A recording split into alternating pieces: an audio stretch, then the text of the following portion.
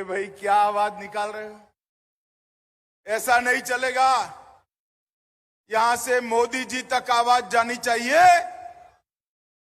कि आज सहजानंद सरस्वती जी की स्मृति में पूरा सभागार एकत्रित आया है किसान मजदूर समागम में।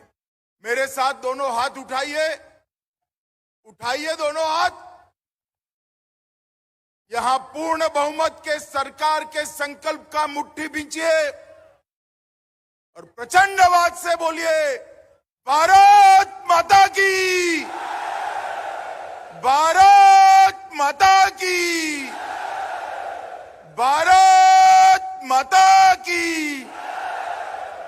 मंच पर उपस्थित हमारे प्रदेश अध्यक्ष डॉक्टर संजय जायसवाल जी, कार्यक्रम के संयोजक और सांसद श्री विवेक ठाकुर जी, श्री विनोद तावड़े, हमारे राष्ट्रीय महासचिव जी, श्री गिरिराज सिंह, केंद्रीय ग्रामीण विकास मंत्री श्री नित्यानंद राय जी, केंद्रीय गृह राज्य मंत्री जी, अश्विनी चौबे जी, केंद्रीय मंत्री जी, हमारे वरिष्ठ नेता और सांसद श्री सुशील मोदी जी, श्री राजकुमार चाहर जी, श्री रविशंकर प्रसाद जी, श्री रामकृपाल यादव जी, श्री हरीश द्विवेदी जी, हमारे दोनों सदन के नेता श्रीमान विजय सिन्हा जी, श्रीमान सम्राट चौधरी जी,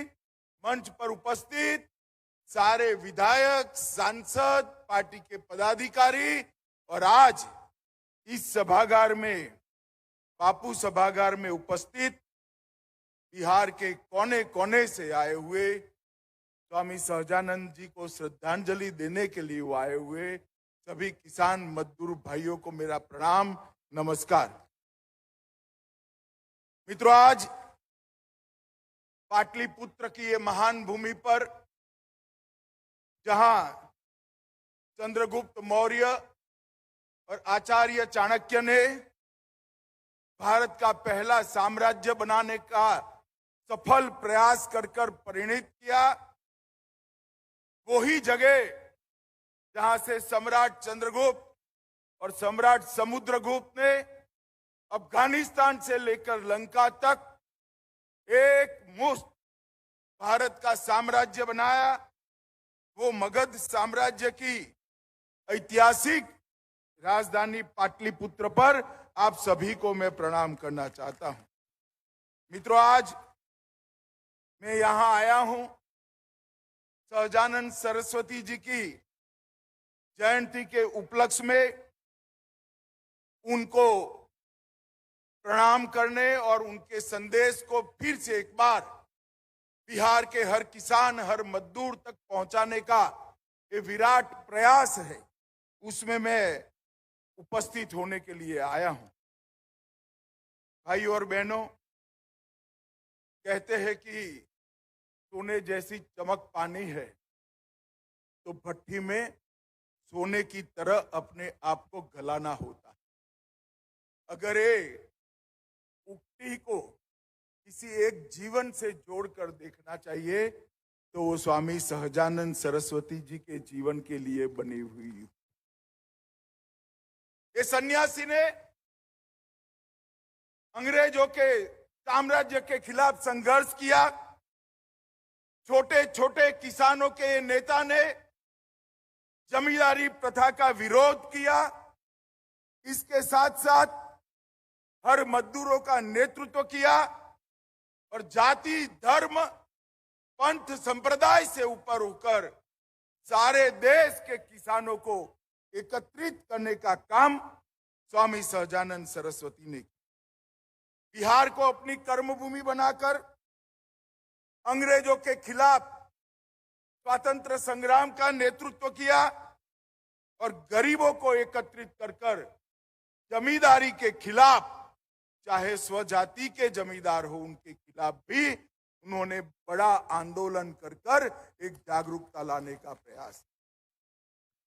मित्रों, सहजानंद सरस्वती जी के लिए बहुत सारे लोगों ने बहुत सारा कहा है, मगर बहुत कम लोगों को मालूम होगा कि सहजानंद सरस्वती और सुभाष बाबू दोनों अंतरंग रूप से जुड़े हुए थे, एक ही विचारधारा से जुड़े हुए। आदि शंकर के 10 नामी सन्यासी अखाड़े के दंडी सन्यासी होने के बावजूद आजादी के आंदोलन में उन्होंने मुखर कर हिस्सा लिया। जब जमींदारों द्वारा जबरन किसानों से कर वसूला जाता था, तब उन्होंने नारा दिया था, कैसे लोगे माल गुजारी, लठ हमारा जिंदाबाद, और जमींदारी के खिलाफ बहुत बड़ा आंदोलन किया। और स्वामी जी ने उस वक्त कहा था, जो अन्न वस्त्र उपजाएगा अब वो कानून बनाएगा, यह भारत वर्ष उसी का है, अब वही शासन चलाए। खेत में मजदूरी करने वाले किसान और मजदूर भाई को भारत की सभी प्रकार की व्यवस्थाओं में केंद्र बिंदु लाने का काम उन्होंने किया था। और उनके लिए रामधारी सिंह दिनकर ने एक बहुत अच्छी उक्तियां लिखी है। वह आया जैसे जल ऊपर आए फूल कमल का, वह आया भू पर आए जो सौरभ नवमंडल का, आया है जैसे सावन के आते मेघ गगन में, आया है जैसे आता कवि सन्यासी मधुबन में। ये श्रद्धांजलि बहुत ठीक तरीके से सोच समझकर रामधारी सिंह दिनकर ने सहजानंद स्वामी जी के लिए कही। और आज यही सहजानंद स्वामी का बिहार प्रदेश जिस प्रकार की गर्त में जा रहा है, इसको बाहर निकालने के लिए हम सब ने इकट्ठा होकर संघर्ष करना है। मित्रों, आज बिहार के अंदर जिनका पूरा जीवन जेपी से लेकर आज तक कांग्रेस का विरोध करते हुए गया, वो नीतीश बाबू केवल और केवल प्रधानमंत्री बनने के लोभ में सोनिया जी की शरण में जाकर बैठे। जिस नीतीश बाबू ने उस वक्त जनता पार्टी तोड़ी, क्यों? क्योंकि लालू जी की जातिवादी राजनीति और भ्रष्टाचार के खिलाफ लड़ाई लड़नी थी। वही नीतीश बाबू आज फिर से प्रधानमंत्री के मोह में आज लालू की गोद में जाकर बैठे। मैं नीतीश बाबू को पूछना चाहता हूं, नीतीश बाबू, हमारे प्रधानमंत्री जी कहते हैं कि बिहार के अंदर डेयरी की बहुत संभावनाएं है, बिहार के अंदर पानी है, बिहार के अंदर भूमि है, बिहार के अंदर मेहनतकश किसान है, बिहार में अगर ढंग से व्यवस्थापन किया जाए तो पूरे भारत में सबसे ज्यादा दूध उत्पादन करने वाला राज्य बिहार बन सकता। मगर आप मुझे बताइए, मोदी जी का ये विचार नीतीश जी कैसे करेंगे? क्योंकि पशु चाहिए दूध उत्पादन के लिए, और पशु रखोगे तो चारा चाहिए। अब चारा छोड़ने वाले लालू के साथ राज्य का मुख्यमंत्री बैठ गया। किसानों का कभी भला हो सकता है भाई? जरा जोर से बोलिए, हो सकता है? मित्रों, हमने तय करना पड़ेगा। देश भर के अंदर गेहूं की खरीदी एमएसपी से होती है, धान की खरीदी एमएसपी के होती है, बिहार के अंदर क्यों नहीं होती? क्योंकि सरकार उदासीन है, सरकार को किसानों की चिंता नहीं है। मैं आगे बताता हूं कि मोदी जी के समय में एमएसपी से धान और गेहूं खरीदने के लिए बजट को 3 गुना कर दिया गया, मगर यहां पर बजट 10 का 10। आज बिहार नीतीश बाबू के सत्ता मोह में जंगल राज बन चुका है।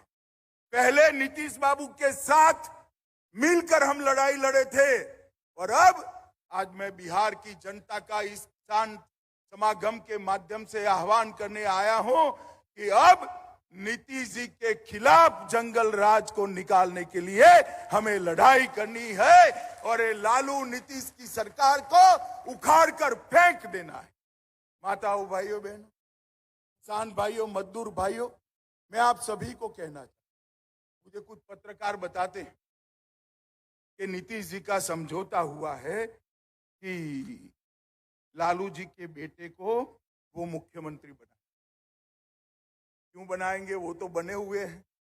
सीटें कम थी फिर भी भारतीय जनता पार्टी ने उनको मुख्यमंत्री बनाया, मगर उनको मुख्यमंत्री से संतोष नहीं है। हर 3 साल में उनको प्रधानमंत्री बनने का स्वप्न आता। अरे नीतीश बाबू, आपको जिसने स्वप्न दिखा दिया, उन लोगों ने आपको गलत रास्ते पे ले गए। आपको मालूम नहीं, वहां तो जगह भरी पड़ी है। देश की जनता 24 में फिर से एक बार नरेंद्र मोदी जी को प्रधानमंत्री बनाने जा रही। और अब आपने जब वादा कर ही दिया है कि लालू जी के बेटे को आप मुख्यमंत्री बनाएंगे, तो भला तिथि बता दो बिहार वाले को।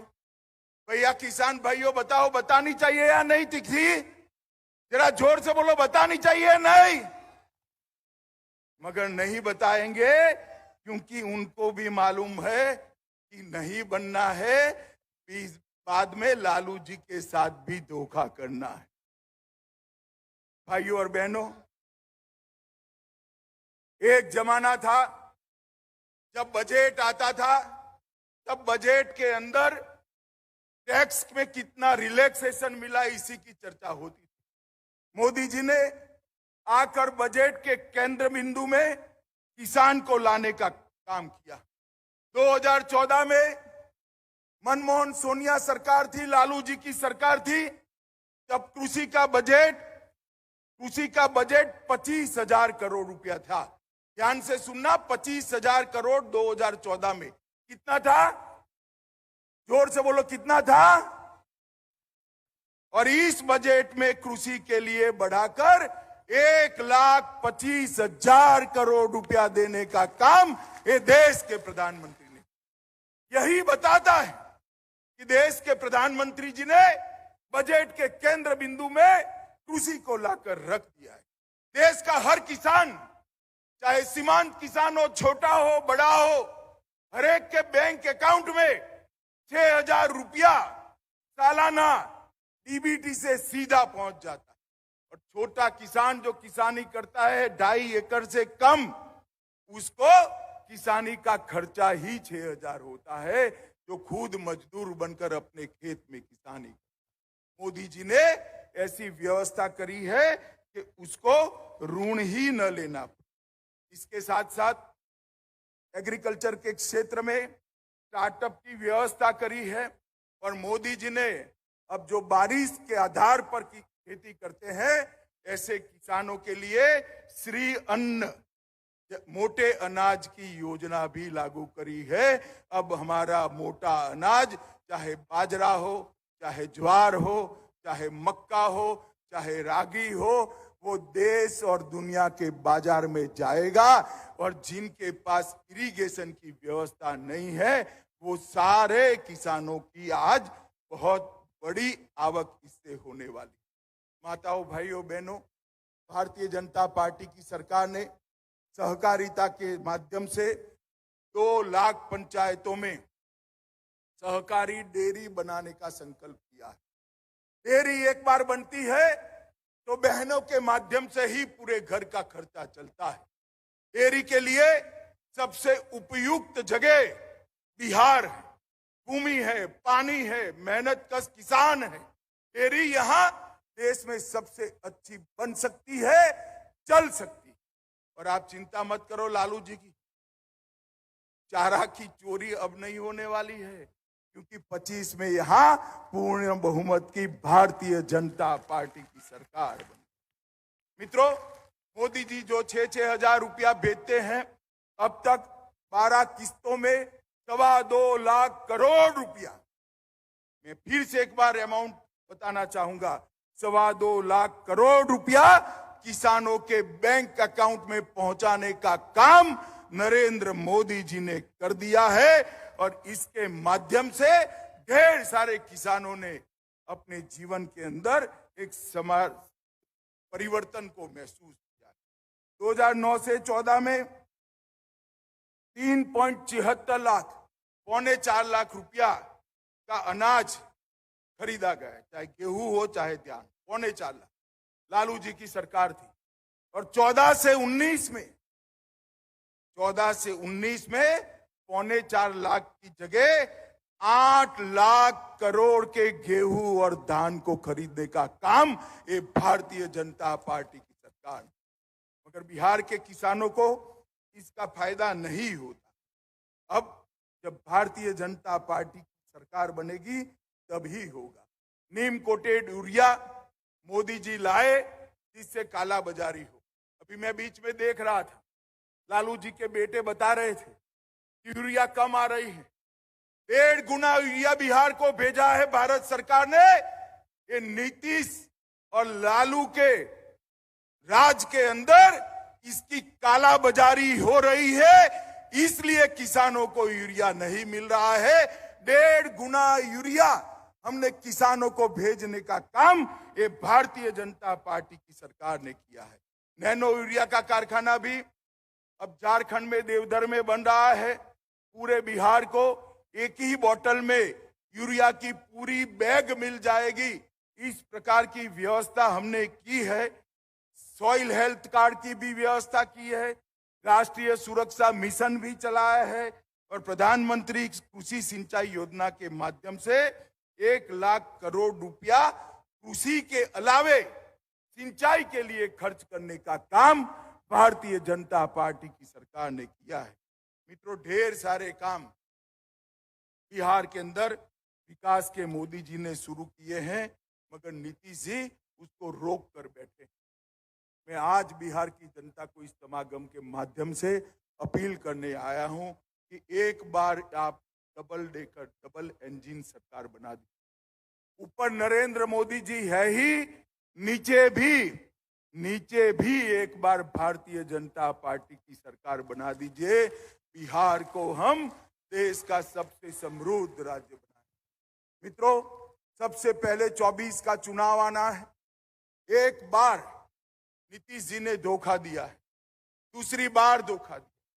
अब मैं आपको बता देता हूं, नीतीश जी आप हमें धोखा नहीं दोगे, क्योंकि अब हम आपको एनडीए के अंदर लेंगे ही नहीं, आने ही नहीं। नीतीश जी के लिए भारतीय जनता पार्टी के सारे दरवाजे बंद है। लालू की कगर पर बैठे रहिए और जब धोखा पड़ेगा तब आपको मालूम पड़ेगा कि विश्वासघात क्या होता है। मैंने तो मेरे जीवन में इतना झूठ बोलकर दल बदल करने वाला व्यक्ति ही नहीं देखा। मित्रों, इस बार लोकसभा के चुनाव में एक स्पष्ट मैसेज दीजिए। गत चुनाव में आपने मोदी जी के नेतृत्व में बहुमत दिया था, भाजपा को ज्यादा सीटें दी थी, फिर भी हमने उनको मुख्यमंत्री बनाया क्योंकि हमारा वादा था। मगर इस बार लोकसभा के चुनाव में सभी की सभी सीटें भारतीय जनता पार्टी की झोली में एक बार डाल दी।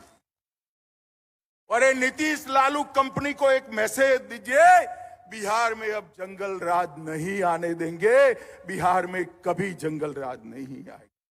मित्रों, आज जब मैं यहां आया हूं तब सभी किसान मजदूर भाइयों को इतना कहना चाहता हूं, स्वामी सहजानंद सरस्वती जी के जो विचार किसानों के लिए थे, मजदूरों के लिए थे, वो विचार और कोई पूरा नहीं कर सकता, केवल और केवल देश के प्रधानमंत्री नरेंद्र मोदी जी पूरा कर सकते हैं।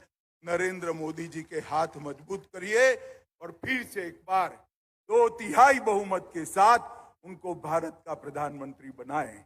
आप बताइए किसान भाइयों, मोदी जी को फिर से प्रधानमंत्री बनाएंगे?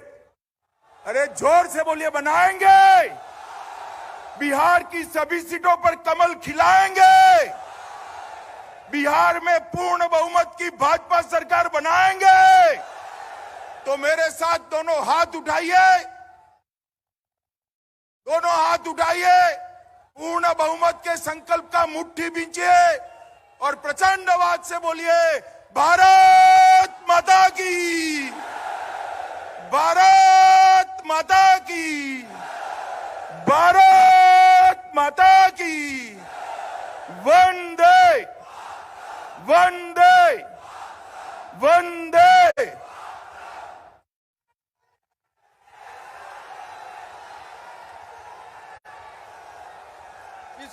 किसान चाची जी आप आगे। अब अपने यशस्वी गृह मंत्री जी किसान चाची पद्मश्री राजकुमारी देवी जी को शॉल देकर, मोमेंटो देकर सम्मानित करेंगे।